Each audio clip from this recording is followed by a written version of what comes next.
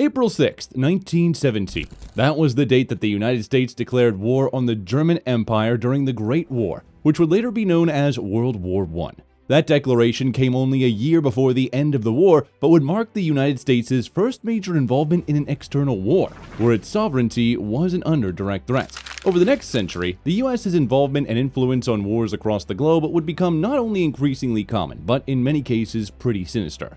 And not everyone would be a huge fan. But how exactly does the U.S. influence these global conflicts? Stay tuned to find out. In 1914, the United States was enjoying probably its most prosperous period in history up until that point. But across the globe, it was a bit different. In Europe, the Ottoman Empire was on the decline and the German Empire was doing the opposite. The balance of power in Europe was in a shaky position and tensions grew among nations.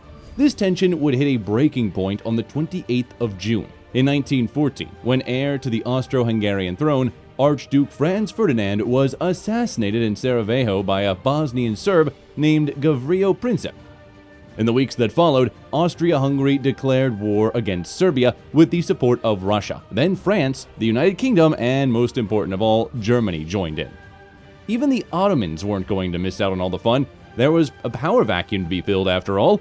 And in the following years, the war continued to spread across Europe and into some Asian, Pacific, and African regions. The United States was making a lot of money supplying the arms for these wars, but to the Allied side, and didn't want to physically engage. Germany makes a fateful decision. They realize that their only way to win is to keep American ships from reaching Britain and France. They know that by sinking American ships, they will drag the United States into the war. Their gamble is that they can win before the Americans can get there. It turned out to be a losing. However, Germany was doing way too much and decided that sinking the U.S. ships was a good idea. With sentiments toward the war now changing, the then president, U.S. Woodrow Wilson, who had been itching to get the U.S. involved in the war for over a year, would finally get his wish when the U.S. Congress voted in favor of the declaration of the war on the 6th of April 1917.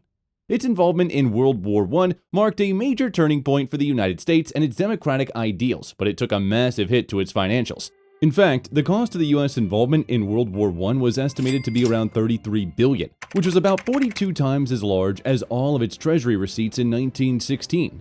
We also wanted to add, to help pay this debt off, the richest 22% of American taxpayers paid 96% of individual income taxes. Hard to imagine that happening today, isn't it?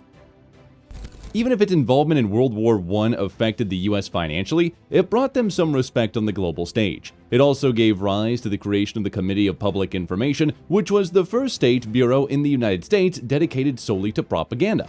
We thought we mentioned this because propaganda would be vital to the United States' influence in wars, even till this day.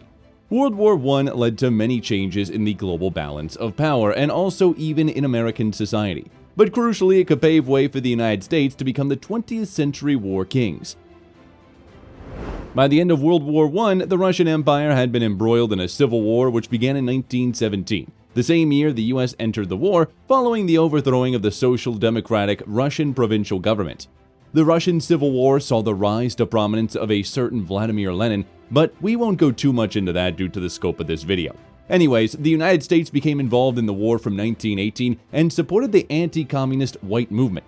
However, they weren't victorious this time, as the white forces collapsed, and by the end of the war, the dreaded Soviet Union would be born in May 1925. Less than 2 decades later and a Great Depression later, the United States had to be involved in yet another external war. This time it was the biggest of them all, World War II. Just like World War I, the United States wanted to stay neutral in Part 2, but once again, one of the aggressors began to do too much. This time it was the Empire of Japan, who inexplicably thought it was a smart move to bomb Pearl Harbor, which it did on the 7th of December 1941, nearly 2 years after the commencement of the war. December 7th, 1941, a date which will live in infamy. The United States of America was suddenly and deliberately attacked by naval and air forces of the Empire of Japan. During the storm, we heard that Pearl Harbor had been bombed. So we loaded up with torpedoes and bombs. Up until that point, the US had been doing what it usually did during global conflicts and supplying arms to its allies, which is another way to say nations who weren't communist and were ready to pay for the weapons. Bombing Pearl Harbor changed all of that, but sentiments had already been changing before that due to a series of German victories in Europe. In December of 1941, Germany would also declare war on the U.S., which the U.S. duly obliged by returning the favor. The U.S.'s World War II strategy was to hurt Germany first, then go after Japan, because Germany was the biggest threat to Europe. It's safe to say the 4 years of the war were explosive. The U.S. had been building its military capabilities before the war, and by the time it came around, its weapons were so much more advanced than its enemies that it began dropping bombs from its numerous fighter jets, almost for fun. The U.S. involvement in World War II would end with a bang in August 1945 when it finally got revenge on Japan by nuking not one, but two Japanese industrial cities, Hiroshima and Nagasaki. Japan's involvement in the war would also end as its forces surrendered less than a week after the second bombing, following tens of thousands of casualties, which included over 90% of the doctors and 93% of the nurses in Hiroshima who were killed or suffered devastating injuries. Fun fact, the two atomic bombs dropped on Hiroshima and Nagasaki were the only available atomic bombs on the planet at the time, but the US government still thought it was a good idea to drop them both to end the war with less casualties. Following the end of World War II, the battle for global power became split between two sides, the capitalistic democratic US and its allies, and the communist Soviet Union and its allies. This battle became known as the Cold War and kicked off with the 3-year-long Korean War, which ended the split in Korea into a capitalist South Korea and a communist North Korea. Of course, the United States was involved. After the Korean War, the United States continued its quest to rid the world of communism, and its next stop was Vietnam to the Vietnamese War in 1955. However, this would end in an embarrassing defeat for the United States following 2 decades and hundreds of billions of dollars in wasted effort. After a few more proxy battles between the US and the USSR, the Cold War eventually ended in 1991 with the collapse of the Soviet Union. But if you thought the United States' involvement in wars would be over, you couldn't be more wrong, because during that period, a new threat had emerged in the region where it had its first external war, the Middle East. The discovery of massive oil deposits in the Middle East during the 50s led to something of a gold rush to secure the oil in the region. This led to various conflicts which plagued and have continued to plague the region to this day.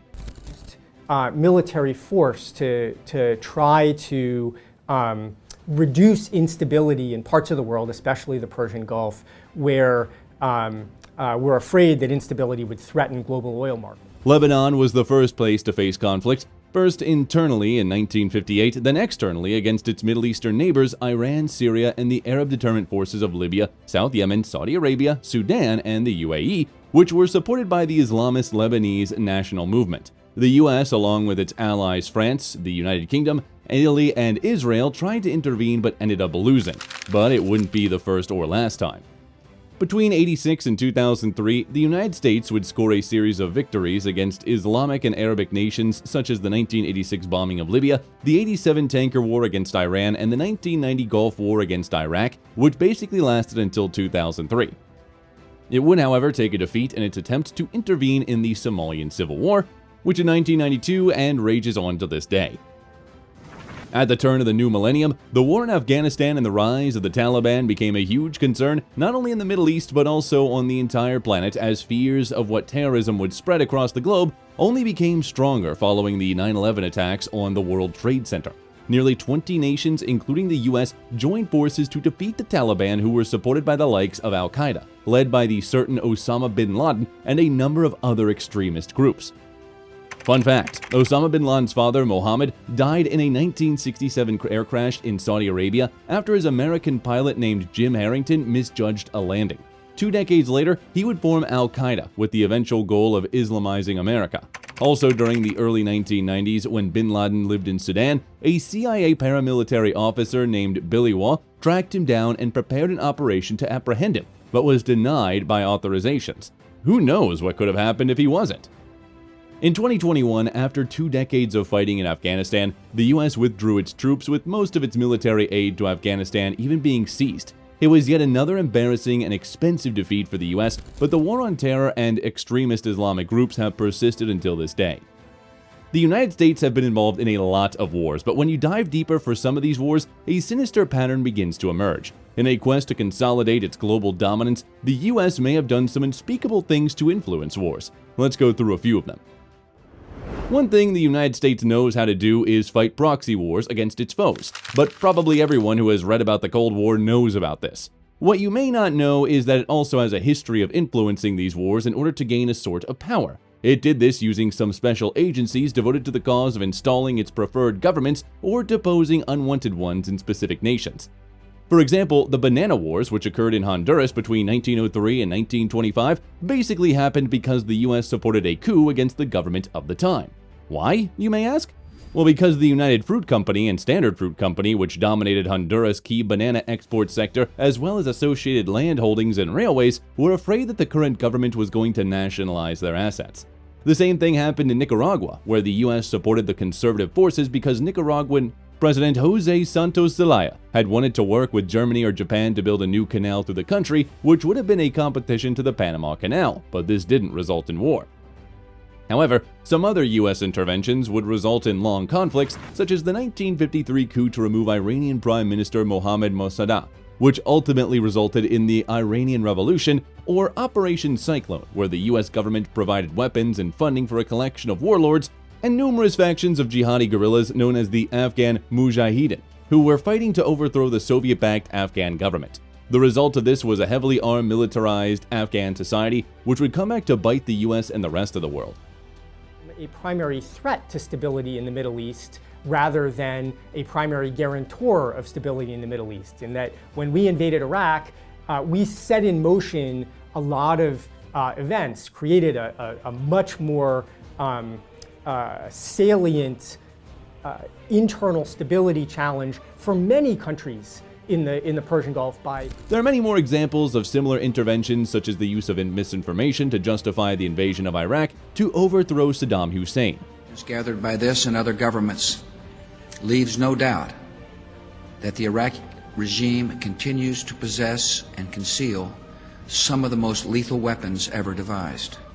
And in Libya against Muammar Gaddafi, there's no one here now but opposition fighters who are resting and refueling. These are soldiers who deserted and joined the rebellion. Their former comrades are just 20 kilometers down the road behind the... which eventually led to long conflicts both nations still suffer from today. Defiant and angry, Libyans bury their dead. The funerals of those killed in yesterday's fighting have fueled the passions of the rebels who want an end to Colonel Gaddafi's rule. At the core of these investigations were agencies such as the CIA and other propaganda agencies, but even when the US isn't actively participating or has any interest in a war, it still has at least one influence: war profiteering. To keep it short, a majority of the world's top weapons manufacturers are in the US, and keep the profits rolling in, they are often willing to sell these weapons to almost anyone without caring about the lasting consequences. However, as we can see, the consequences are inevitable, and there are many ongoing conflicts today that have only been made possible because the US flooded their borders with weapons. Sometimes the US influences wars this way for a noble cause, but most times there's a personal interest at play. Whatever it is, one thing is clear: there cannot be a major war on the planet today without some form of involvement by the US. The United States is the global superpower today because of its involvement in wars, but the sentiments towards its influence in wars are changing rapidly. What do you think about the US's influence in world wars? Please share your thoughts below, and remember, a person who does not know his past has no future.